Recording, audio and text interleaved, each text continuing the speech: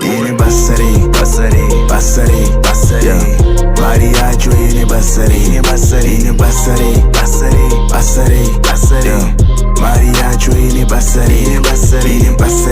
Mari sina peace, Mari no ya easy, life sina meaning, inebasa go Mari atongo fira, life sina peace, life sina meaning. Kanya kuchasa kutara inebasa, yakusiya uchirwara inebasa, yakukanyisa nehama inebasa, inebasa kumari nezvipande, mari nezvipande hainake, maskati ndiwe mambo but